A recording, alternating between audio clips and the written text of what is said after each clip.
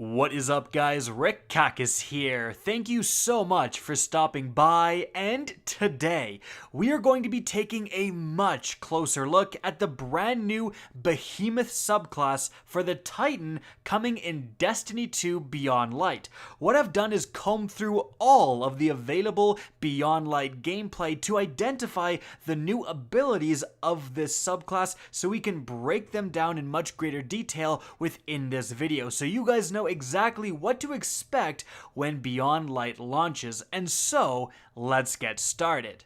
But first, this expansion is still a few months away. To make someone's wait a lot more tolerable, thanks to my partnership with ASTRO, I'm giving away a pair of ASTRO A40s plus the mix amp. All you gotta do to enter is like the video, favorite the video, share with 25 friends, go door to door. I'm playing.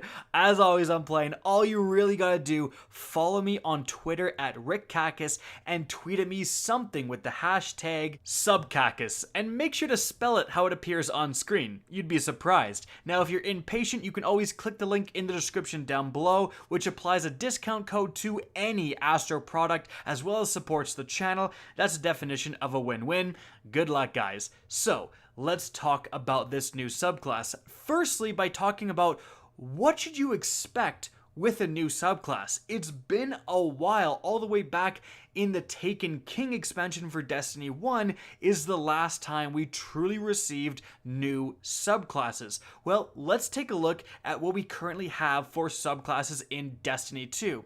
So, with the Sentinel Titan here, you're going to have a certain super, and that super is going to apply to the very top and the very bottom attunements. Now, these attunements, these codes, are very important because even though they technically have the same super, they provide abilities which can make it different. For example, the top code lets you use a bubble instead of the normal Sentinel Titan super.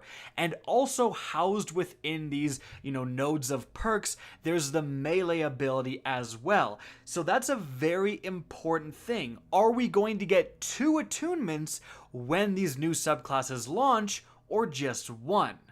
And currently that is unknown, but aside from the super and abilities and melees, we also have the grenades, which will be changing as well. We should get a set of 3 all-new grenades for the Behemoth subclass compared to the existing subclasses.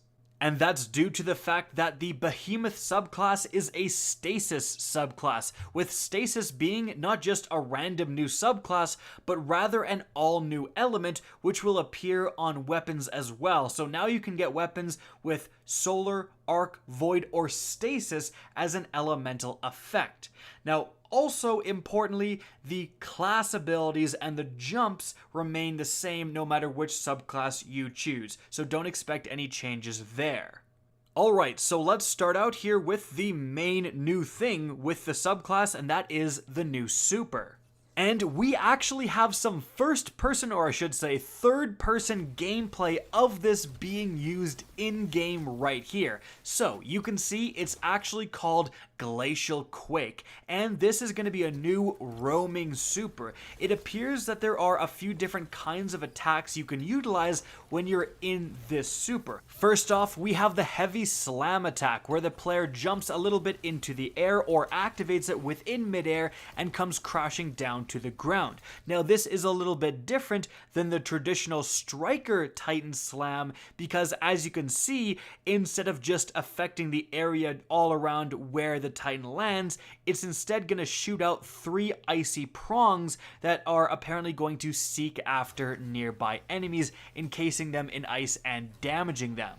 Now, the other lighter attack is similar to that Striker Titan light attack where you lunge forward a little bit. Instead of a shoulder strike, it's more of a punch forward. A little bit less distance is covered, but certainly the thing about this gameplay that really stands out to me is the length at which this super lasts and how little super energy you're utilizing for these attacks. So this could potentially be a very potent ad clearing super, just capable of killing a lot of enemies before it runs out. Now, some more important takeaways. Firstly, not only are you freezing and damaging enemies, but you're also creating these ice crystals. Now these are importantly physical objects that you will have to shoot through or punch through or grenade through, whatever, damage to destroy. Now this can mean that after utilizing this super, you can actually put these physical objects in the way of you and your enemies. They'll have to break them before they can start shooting you, and certainly in the Crucible, this could matter quite a bit. Another thing to pay attention to, during the entire time this footage is being shown, there's a buff on the side of the screen, crystalline plating. Now presumably that's when you activate your super and you are, plated in crystals, but what I assume this does is give you a reduction to incoming damage.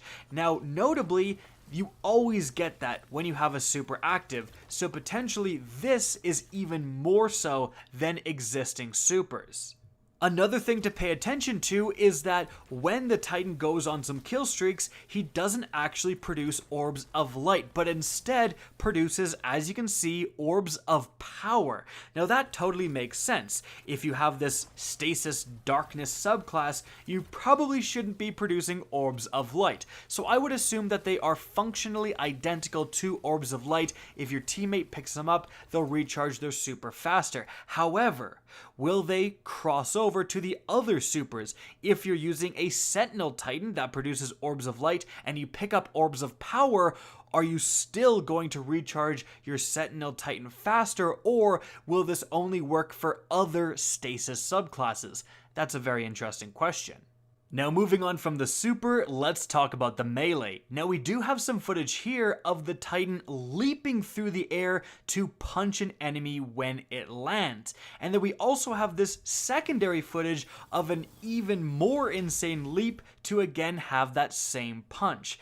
This is presumably the new melee ability, kind of like this subclass's version of Shoulder Strike. The difference being, instead of just a quick one melee action, it's a giant leaping process, but potentially it's just however long you hold the melee button down, you're going to do a further and further leap. It should also be noted that these two leaps were done in two different statuses. The first one was just a normal leaping melee attack, but the other one was done while this Titan was in their super. You can see they're all, crystallined up, presumably to get that crystalline plating bonus to incoming damage resistance, and then they have that insane leap that you can see. So you could potentially utilize other abilities, throw grenades, do melees, etc. while in your Stasis super. And this leaping attack seems really cool and really different from a shoulder strike. You're using it to close the distance, close the gap a lot faster, but you don't get that advantage of those instant shoulder strikes where you can just run forward, kill the enemy before they even know what's going on. You presumably are a little bit more vulnerable when you're just leaping at someone through the air. But importantly, the leap doesn't need to be long ranged. In fact, in that first person super gameplay, you can see that melee leap being used if you pay attention to that actual melee icon being used up. And it's just used for kind of slight leaps forward for probably extra damage than a normal punch. But it's time to move on from there to grenades. Now, the only time we've seen a Behemoth Titan utilize a grenade is during this clip here. The Titan is in its super, and then it throws a grenade that hits this wall and creates a huge vertical ice wall. Now, this ice wall is exactly what I was talking about earlier in the super section about those physical ice objects being created, but this is a lot more practical in terms of creating cover and cutting off an advancing enemy. You can actually see when the Titan is jumping over this ice wall, a grenade launcher shot actually hits it and destroys a piece of ice. So this is showcasing that yes, this is a physical object, you can't shoot through it, you'll have to actually destroy the ice by shooting it, destroying it. Likely it will go away at a certain point, but this is really interesting because we actually saw in a previous clip a hunter hit a wall in kind of the same way, but it made a horizontal ice wall that they jumped off of.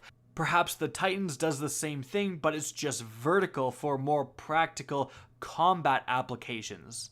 And how good will this be? Well, it really depends. Honestly, it doesn't look like it would do a ton of damage, and even if it did, the radius is just kind of that straight line, and it just creates objects instead of doing damage over time like a void wall grenade. Its utility comes in that object aspect where you can do exactly what you saw in the gameplay. Use it to block incoming shots, use it to cut off a choke point, use it to just heal up because you put it between you and an enemy and you just need to get a few seconds to yourself to start regenerating. That's where its application lies. And moving on from there, lastly, we have abilities. Now, there's one ability that the Behemoth Titan keeps doing within gameplay, and that is this sliding ability. So, as you can see, when the Titan slides, it automatically freezes the enemies in front of it, although no shots were fired, right? So this is not coming from a weapon, this is coming from the slide. So likely this is just a passive ability, one that when you slide, perhaps there's a little bit of a cooldown timer, but when you slide, you'll just freeze enemies directly in front of you. And I mean, while that seems insane because it's a free passive ability, if you look at it, it seems to be really just freezing enemies that are kind of already in shotgun range. Do you really need an enemy frozen when you're just gonna Felwinter them in the face, right? I think its application is a little bit more so for PvE, where certain enemies, perhaps even exploding enemies like Cursed Thralls, can be stopped dead in their tracks, giving you time to get out of a bad situation. And so guys, that is it for our look at the Behemoth Titan from all of the gameplay abilities we've seen so far. I hope you guys enjoyed this video, learned something new. If you did, please remember to help out the video by liking and especially sharing. Now, if you guys want to see more Destiny 2 content similar to this, don't be afraid to slap that subscribe button. If you want to get in touch with me and keep up to date with the latest channel activity, the best way is to follow me on Twitter at RickCacus. That's linked in the description down below. Again, I hope you enjoyed the video, and as always, have a good day.